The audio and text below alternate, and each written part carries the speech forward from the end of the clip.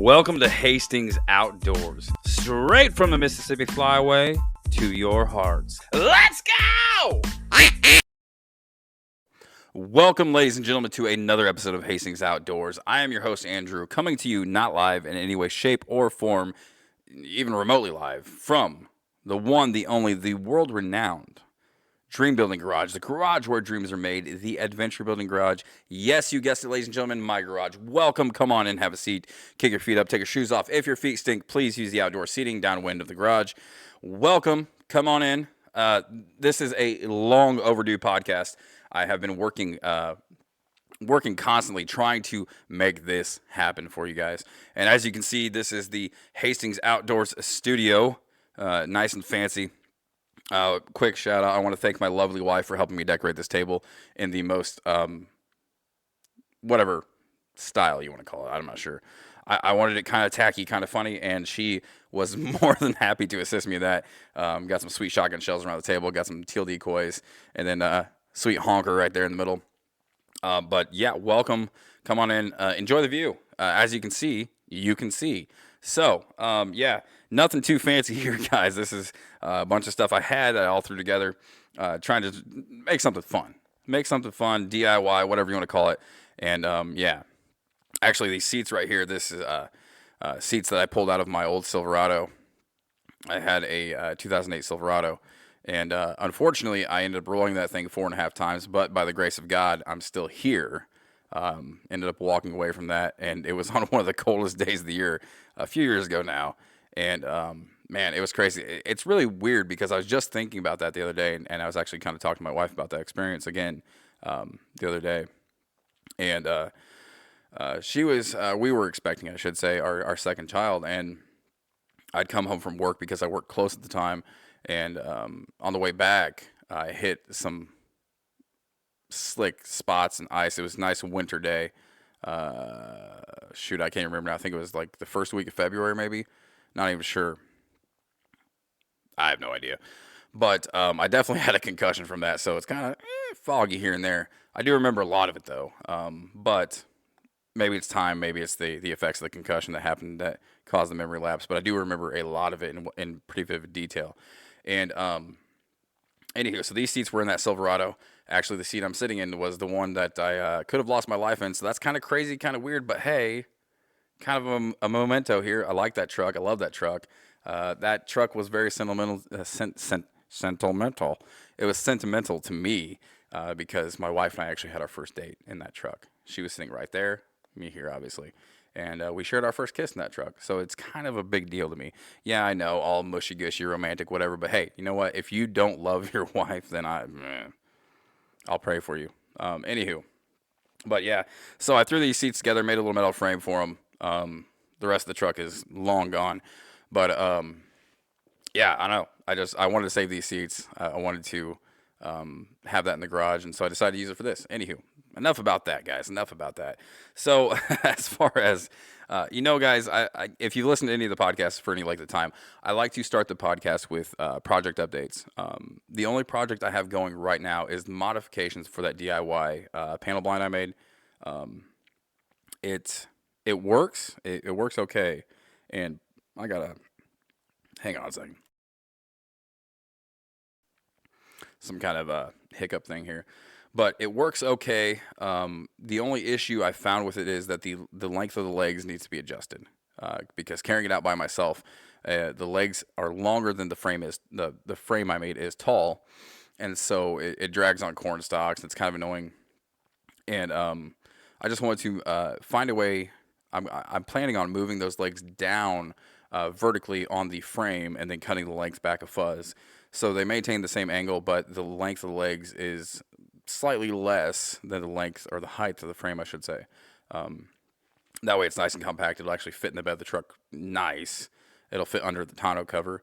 And I can fasten those legs somehow to the frame itself so they're not just loosey-goosey having a free-for-all and being annoying. That being said, that's really the only project. Yeah, I've gotten this thing out a couple of times now. I'm sorry, I'm looking at the panel blind off camera here. You can't see, so I apologize for that. But I've got it a couple times. The first time, oh, I can't remember what day it was. I think it was Friday morning, last Friday morning. I took it out to the silage field that was just cut for the dairy, where I got permission. And I didn't really have time to scout, but I hadn't been seeing too many birds in the area, so I wasn't too optimistic about the prospects of that hunt. However, I was I was I don't know. I just want to get out there. There's always doves in the area. There's not a lot congregated usually in one area, at least where I have the option to hunt. And so I wanted to just get out there and see what I see. And it was a fun experience. Um, I got out there with plenty of time to get set up. I got the decoys set out. I got the Mojo set out, and then the Dove flicker set from Mojo. Check those out. The little flashers. I got those set out. Everything was good to go. I'm set up. I'm hidden back up against some woods, and there was actually it was kind of cool because there was a short row of silage corn that hadn't been cut because of trees and stuff. I guess they couldn't reach it. You know, you get the planter under it, but you can't get the combine under it. And I mean, they didn't lose much. The ears on it were, yay big. I didn't get a lot of sunlight because of the tree coverage, but it was nice because there was standing corn next to me. And so popping that blind up at the end of that little row of standing corn was kind of cool because I put sweet corn stalks on the front of this blind, so it kind of fit in pretty good. It looked good to me. Had there been more doves in the area, I could have gotten a better idea of how it functioned that way, but it seemed to work pretty good. I did brush in the sides of fuzz just to cover from that side if because I was close to a corner of a woods. So imagine if I'm sitting here in the blind, to my right was the corner of a woods, and then more silage that kind of wrapped around the other edge of that woods, and that portion wasn't cut. But if something turned that corner, I didn't want it to be a dead giveaway right there. So I got some branches and stuff and kind of brushed that in a little bit, and it worked out pretty good. It was a beautiful morning. There's pictures up on social about this. Um, you guys can check that out on Instagram and Facebook, I believe. And it was kind of nice. It was nice because I got out there, and I I don't get to see too many sunrises, and that's not because I'm not awake. I usually for my work I get up well before the sun rises, and I'm in the building by the time the sun rises, so I don't get to actually see the sunrise. But sitting there watching it see the sunrise, and it was a nice cool morning, mid to high 40s I believe, and seeing the fog roll in from the adjacent fields and stuff, it was pretty cool. The cameras or the pictures I should say, the pictures don't really do it justice. It was really awesome to see. If you guys ever have a chance to do something like that, whether you want to hunt or not, whatever it may be, go catch a sunrise and fall in the Midwest. It's something to behold because you can see the color on the horizon starting to change. Dark to lighter to reds and oranges and stuff like that, and then the sun finally cracks. The circumference of the sun finally cracks the horizon, and you can see just the way the light plays tricks on the fog and the way it refracts through the frog. The way it refracts through the fog is really spectacular. And unfortunately, taking a picture with my cell phone does not do it any justice whatsoever because you just lose a lot of that. But yeah, it was super cool. Fog rolled in as soon as the sun was just a pinch above the horizon. The fog dissipated. Birds were flying. Tons of starlings in the area. Nothing came close, otherwise I would have gladly dispatched them. But there was also some killdeer in the area, and oh my gosh, those killdeer were driving me nuts. They're super noisy birds. If you guys don't, some people call them a roadrunner. Just look up killdeer, and you'll see exactly what I'm talking about. I didn't take any pictures of them because they drive me up a wall. But yeah, I was sitting out there, killdeer doing their thing in the field, flying around like crazy, making all kinds of noise, and it's a really annoying sound. But yeah, it was a picturesque morning. It was really nice, and man, I keep bumping that. I gotta move that. But yeah, I'm sitting out there minding my own business. Some squirrels woke up behind me, and they're actually in season. And the property adjacent to it was the same property. It was same owner, I should say. And so had a squirrel popped out, I would have had some breakfast, but no dice there. And as I'm sitting there, it was the craziest thing. I was thinking like, man, maybe I should have just gone teal hunting. maybe I should have just gone teal hunting. This I don't know. I'm not seeing much. I'm not seeing birds. Well, I'm seeing birds, just not doves. And shortly, I don't even remember what time it was, but the sun had been up for a little bit yet, or a little bit by then, and I saw a couple of ducks fly over my left shoulder heading southeast, and then shortly after that, I saw a lone goose flying northeast, and I'm like, man, maybe I should just take a hint and go out and try to find some teal. I don't know, but no, it wasn't bad. And then I'm out there minding my own business, and about 100 yards away to my left, aka the north, um, there was an adjacent field of corn that was it's commercial corn or field corn, whatever you're going to call it. And some deer walked out right on that edge, and a nice young buck walked out, and a couple does, and I was kind of watching them, just enjoying nature. And excuse me, of course, sending pictures of my wife and probably making her jealous because she was at work, but that's okay. But it was nice. I saw some squirrels, saw three deer, saw some ducks, some geese. The only thing I didn't really see that was a potential target, depending on the time of year, was a turkey. And sorry, gotta clear my throat there for a second. But yeah, other than that, it was nice. It was beautiful. I really enjoyed the time out there. It wasn't really cold. I mean, for me, but I run hot all the time, um, so that's no big deal. But yeah, and then somewhere around 8:30 to 9 o'clock ish, I had one dove. It was flying due west, about 40 yards south of me, at about Mach 3, and I was excited because I at least saw a dove. Um, and then shortly after that, I had a dove come in and start to land in the decoys, and I did get that one. So it was a success. One dove, however, does not make a meal. So we'll see what happens. Maybe I'm just gonna have to make my wife some really small kebabs, like toothpick sampler kebabs, instead of actual kebabs. But we'll see. Who knows? Who knows? Um, and actually, this morning, I was able to take my daughter out, and that was really nice. I've been waiting to do this since the day she was born, to get her out and expose her to nature, hunting, and things like that, just to see what she likes, see if she enjoys it. And I want to try things like that with her, whether it be sports or hunting or fishing or whatever it may be. Just get her out there and get her involved with something, or at least trying something. She seemed to have a good time. She was an absolute trooper. I'm so proud of her. Um, she did get a little chilly there, but I mean, we weren't out there very long. And pro tip for you guys who may be considering taking your children hunting for the first time, whatever it may be, or your nephew, niece, whatever it may be. Bring lots of snacks. Um, Bring something for them to do, and make sure they're comfortable. You can always remove a sweatshirt. You can always remove a jacket. You can always take an extra pair of socks off, whatever it may be. But you can't put that on if you don't have it. So that's always been my goal, my plan whenever I'm going hunting. So I was prepared, to say the least. And yeah, lots of snacks on hand. That always helps. And it also helps when Mama doesn't know that I maybe snuck her some Mellow Yellow this morning because she likes drinking Daddy's pop. We'll see if she listens to this. If not, it's just our little secret then. I'm just kidding. I tell my wife everything. But so no doves today. It was just nice. I did get a couple starlings, so I'm 2 for 2 on starlings. But other than that, it was nada, zilch. So yeah, the craziest thing, and uh, people always say, when it comes to hunting migratory waterfowl, you have to, or waterfowl, migratory birds in general, you have to scout, scout, scout, scout. I agree. And so I have been scouting. And in this general area, within about a 20 plus mile, 20 square mile area, if not more, I have seen very few doves. And I'm kind of thinking that, yeah, maybe just wait on the old dove hunting for a while, and get out there and get after some teal. We'll see.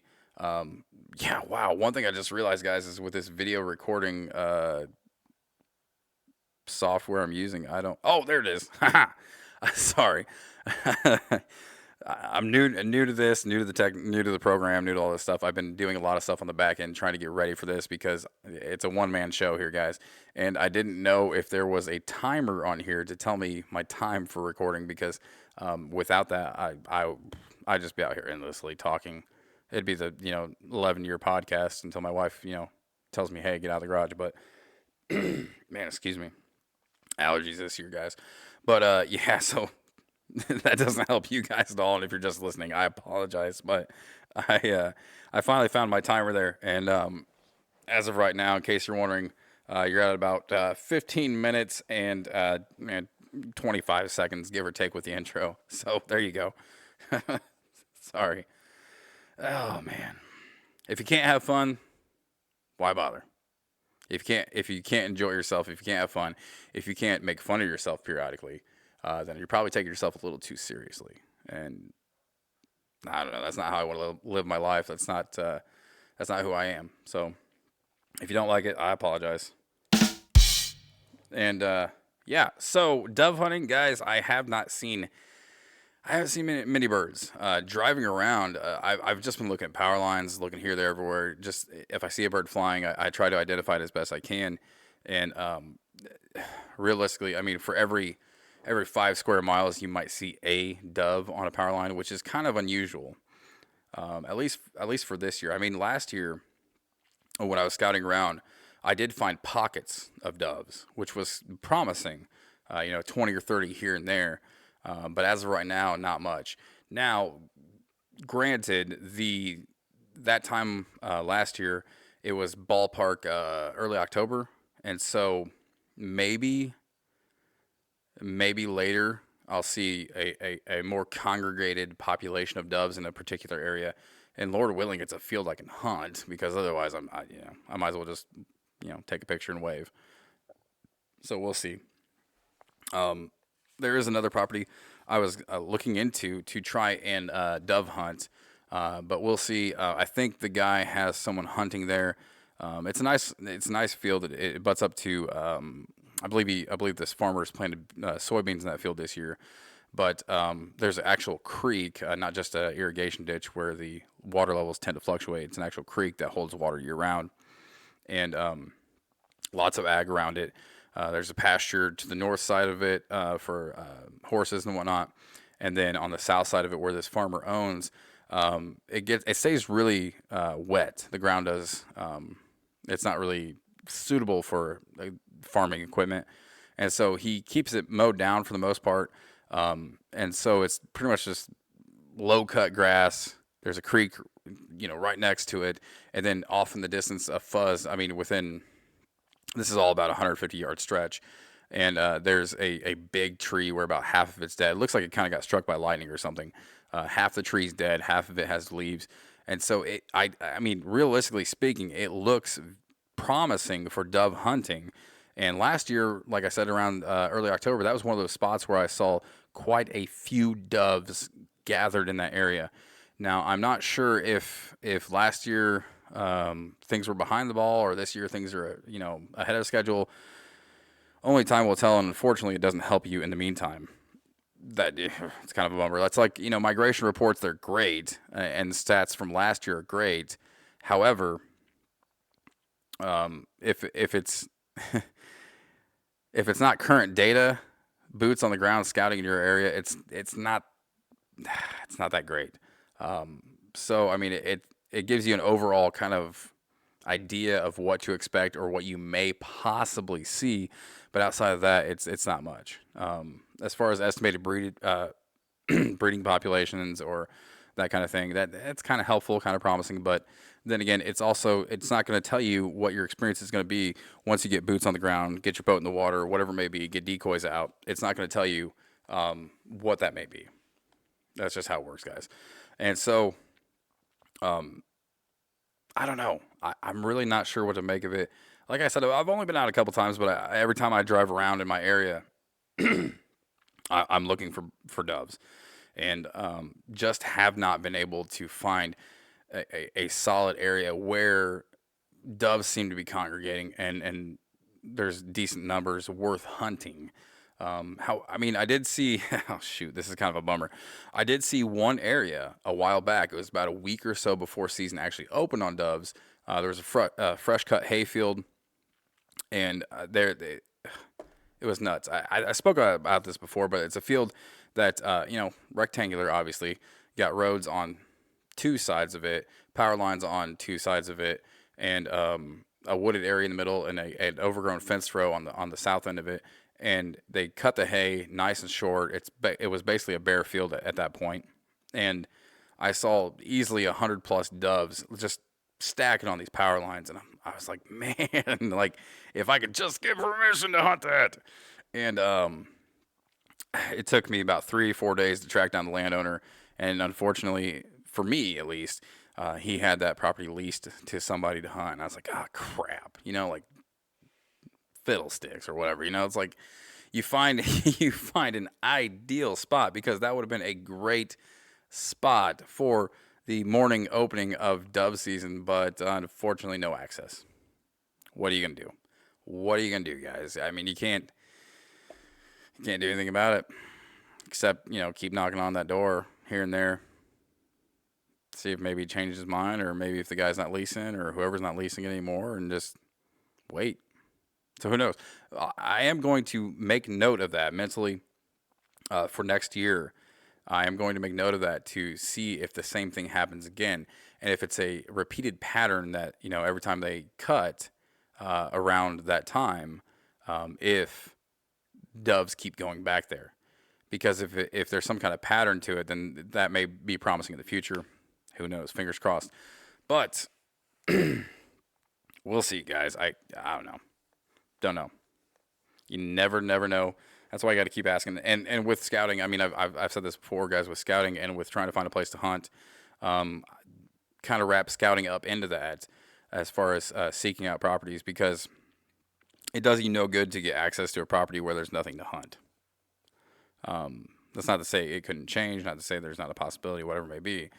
But, yeah, cool. You can hunt this field, but there's nothing here to hunt. I don't know. I guess it's better than sitting on the couch. At least it would be for me. I don't know. So moving on, looking forward, I'm kind of putting. I'm definitely, I definitely don't.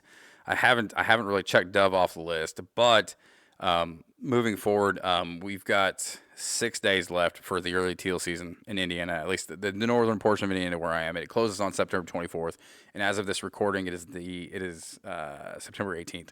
So 6 days left for the early teal season, and I am going to try and find a spot to go. I'm not sure what, when, where, how just yet, but I'm scouting, looking, and trying to find opportunities. There was one place I mentioned, but I'm not sure how feasible it is. It is private. It's a nice pond, but it's also off a also off a rather busy county road in in one of the counties adjacent to me, and so I don't know. I got to get up there. I'm gonna have to actually just take time to go up there and knock on the door and see if I can contact the landowner and see if I can get permission, because that's really one of the only places I saw that looks. It's outside of city limits.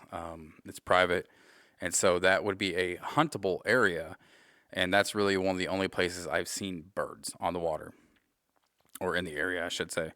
And well, it's not the only place I've seen birds, but the only place that you could lawfully hunt them, which seems to be a bummer. That's the only problem with urban sprawl, guys, is that with urban sprawl, housing conditions going up here, there, everywhere, zoning's always changing.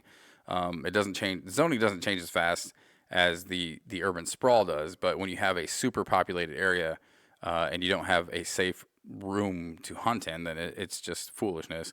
Yes, I mean lawfully, you might be able to squeeze it out, but it's not worth it because it's a high risk situation and not advisable in any way, shape, or form.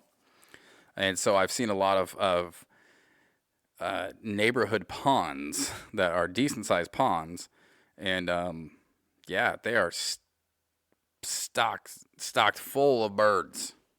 Unfortunately, the first batch of goose season closed yesterday on September 17th. And the only place I saw a decent amount of birds was a neighborhood pond. It was just outside city limits. However, there's a house every you know every 5 seconds, or stacked on top of each other, cookie cutter little addition there. And no disrespect to you guys. I mean, if you guys enjoy living in that, whatever, then it's your choice, not mine. But yeah, one of those neighborhoods that you see pop up on the outskirts of town, uh, where there's a house literally every 25 feet or so. And yeah, that's just not it's not feasible. Unfortunately, though, I think the pond was there first, which that kind of sucks because had, had there not been houses there, man, it'd be lights out. I mean, it'd be awesome. You could sit, over in that field, throw up some decoys before daylight, and these geese could literally walk up to you if they wanted to. But yeah, and I did see some teal. At least they looked like teal to me. Let's put it that way. Uh, they looked like um, I don't even think we have cinnamon teal around here. Anywho, they looked like teal, but I don't know. Driving by at 60 miles an hour, it's kind of like, oh hey, birds. Oh hey, maybe yeah, they're smaller than mallards, so possibly don't know.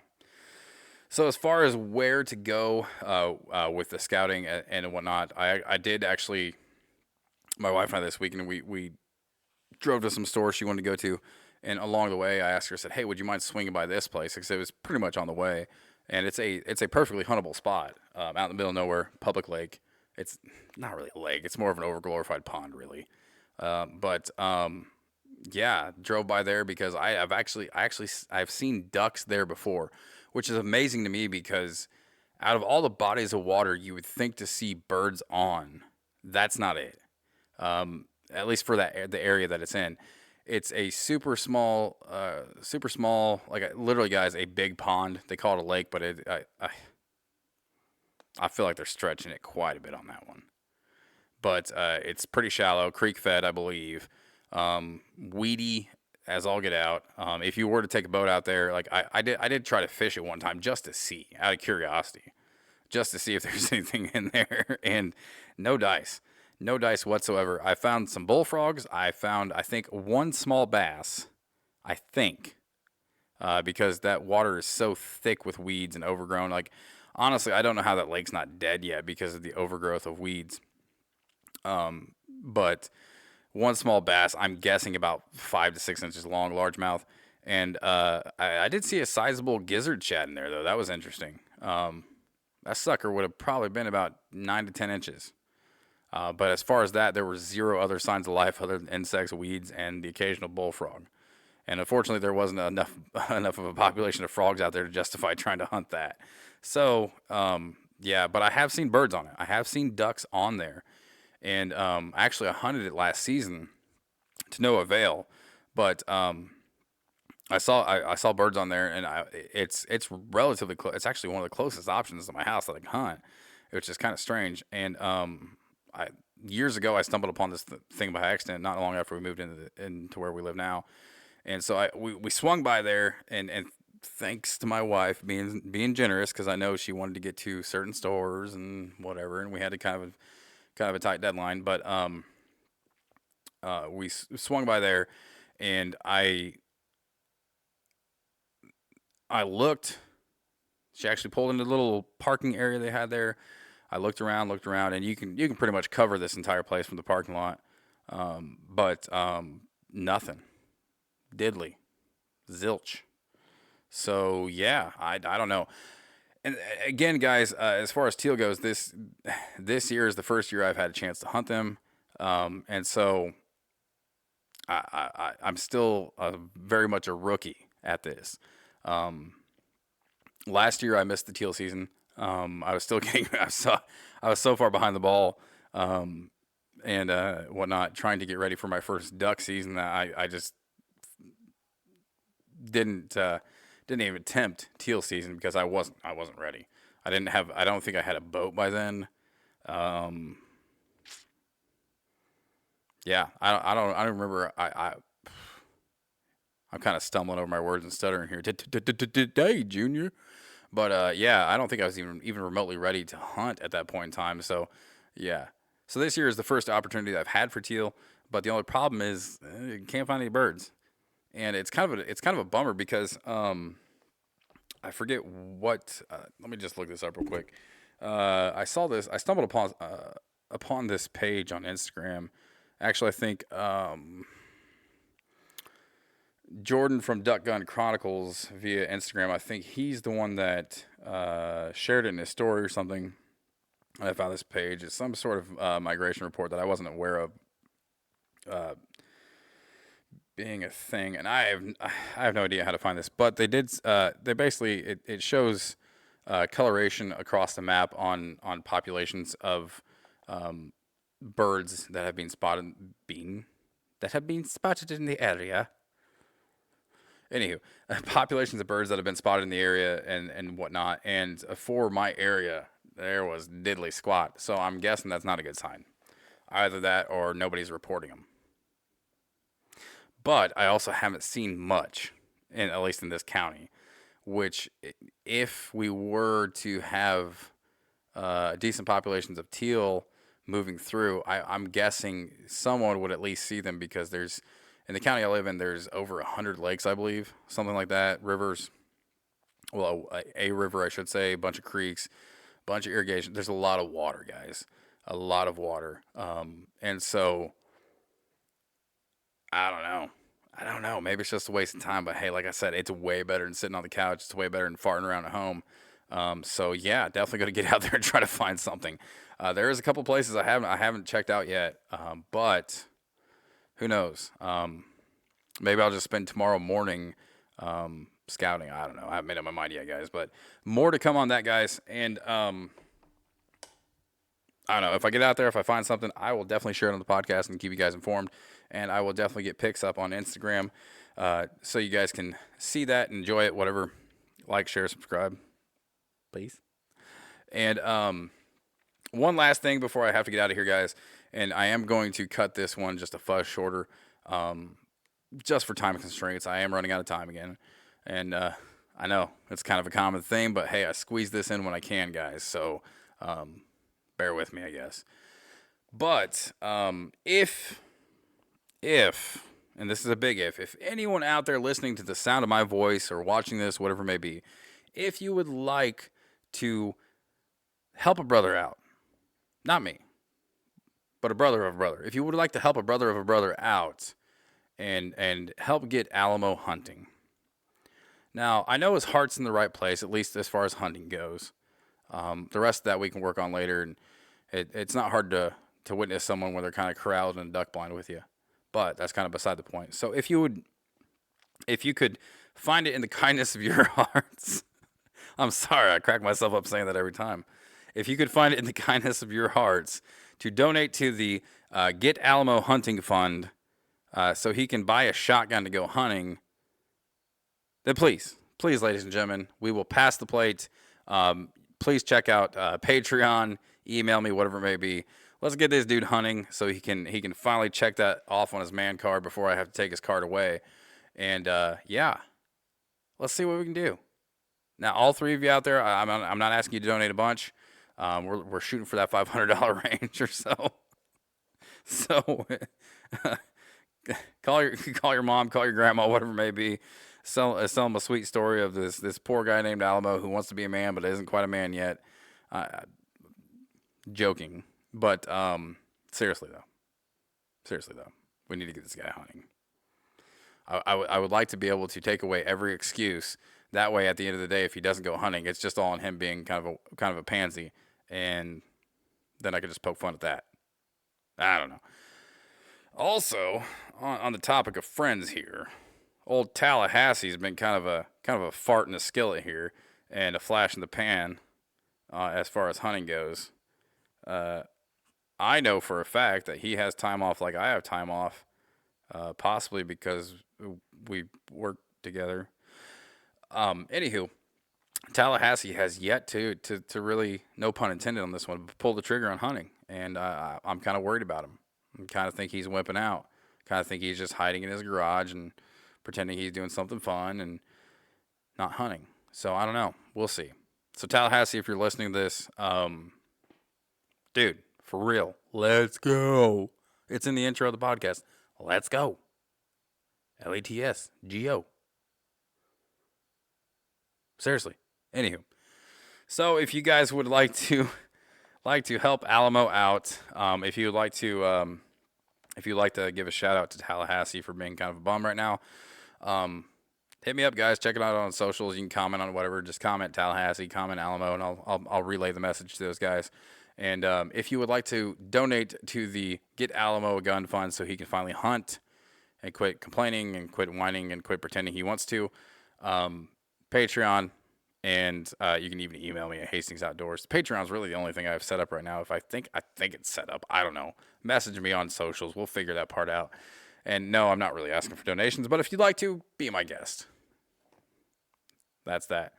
So, as always, guys, I appreciate your time. Thanks for listening. And once more, please remember the Alamo and stay tuned for more content. I'll see you guys later. Peace. Check out Hastings Outdoors on Instagram, Facebook, and YouTube. Like, share, subscribe, follow, all that good stuff. Thanks for listening.